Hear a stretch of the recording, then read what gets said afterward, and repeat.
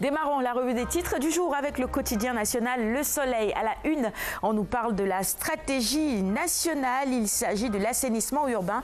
Intensifier l'assainissement urbain, audit technique des installations électriques du domaine public, COP22, assurer une participation exemplaire du Sénégal et puis une conférence territoriale dans chaque région le 30 octobre. Voilà donc quelques informations que l'on retrouve donc à la une du quotidien national Le Soleil ce matin. Le Soleil nous parle également de l'impact des ouvrages anti-inondation, la nouvelle vie hors de l'eau à la Cité Soleil et d'Alifort. L'hydraulique rurale est également à retrouver à la une de ce journal avec notamment le démarrage de la construction de 251 forages en octobre. Mecque 2016, le tawaf d'adieu des pèlerins et puis les feuilles d'hivernage nous emmènent au village de Tanguia à la recherche de la communauté Badiaranké. On termine avec la pénalité de la Sonatel qui a été ramenée à 1,5 milliard de francs CFA après son recours gracieux.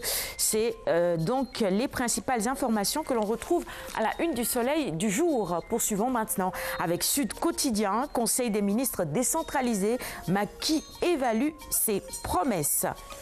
Nous passons maintenant au quotidien L'Observateur. Répartition des 80 sièges électifs du HCCT. Macky s'adjuge la part du lion. Enquête maintenant, la une du quotidien Enquête.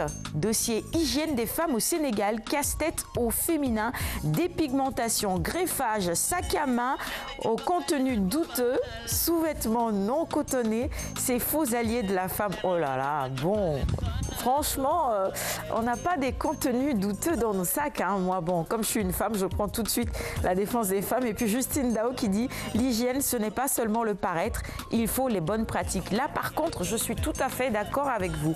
On poursuit maintenant avec Direct Info. Les ménages à l'épreuve de la Tabaski, septembre 2016, le mois le plus long. Vous confirmez, messieurs? Parce que Alioune Badara. Ça, c'est clair. Vivement la fin du mois. Mais la fin du mois, et on démarre tout de suite avec la rentrée scolaire aussi, hein, n'est-ce pas, Alioune Diop? Infernal. Chaque mois, son événement. Ouais. Voilà, finalement.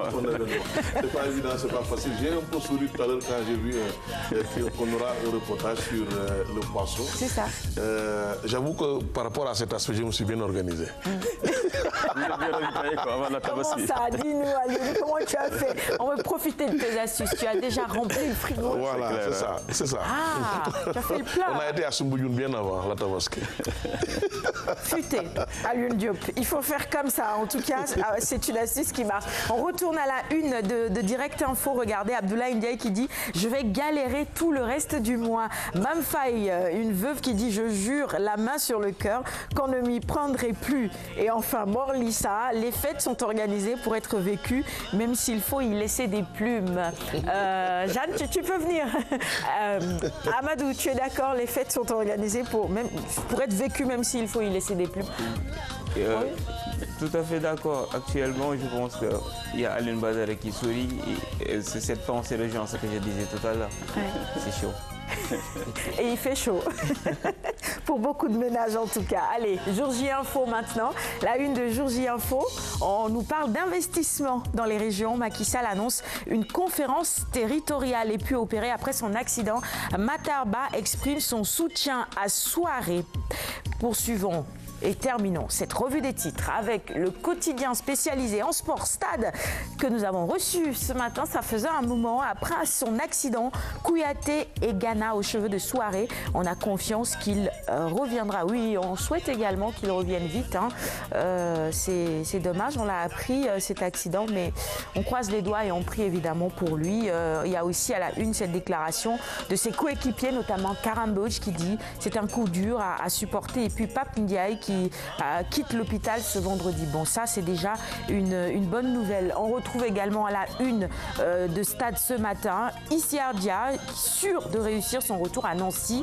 Il le dit physiquement, je suis au top de ma forme et ce n'est pas pour nous déplaire. Je n'en parle pas assez souvent, mais il y a également les Jeux de dames à la une de Stade ce matin. Youssou Ndiaye, champion du Sénégal 2016, il dit faire un bon résultat au championnat d'Afrique, c'est son objectif. Qui sait jouer aux dames? Non? Moi, je sais pas trop. Alioune Diop, non? Vous savez jouer? Non? Moi, je me débrouille, hein, mais je suis pas... Vous débrouillez, d'accord. Voilà, je suis pas un as des dames, quoi, ça c'est sûr. Ah, bon. Jeanne qui nous a rejoint. Bonjour. Bonjour. Ça va très bien et vous? Ah, mais ravi de vous retrouver. Mais C'est vrai. Elle nous a manqué durant les 2 jeudis derniers. Et on est ravis de te retrouver sur le plateau. Et j'en profite pour dire Dewenati à tout le monde. Balen ma ak, comme disent les gens. Alors moi, je ne sais pas jouer, malheureusement. Je pense que Amadou? je sais plutôt faire de la amateur. Ah, bon, d'accord, niveau Mais je sais qu'en amateur. tout cas, plusieurs Sénégalais ont eu à être champions d'Afrique en la matière. Donc voilà, ça veut dire que dans ce pays, le jeu de dames se porte bien. Il y a quand même de très bons joueurs. Et ce sera tout pour la revue des titres du jour. Merci de l'avoir suivi. Merci encore une fois à nos confrères qui nous livrent ces quotidiens. Je vous rappelle que vous pouvez réagir tout au long de ce magazine sur notre page Facebook. C'est l'objectif également. Vos réactions nous intéressent ou tout simplement par SMS, quel que soit votre opérateur. Si vous nous regardez des 14 régions du Sénégal, 26 261 ou 71 071 si vous nous suivez en France ou sur Twitter.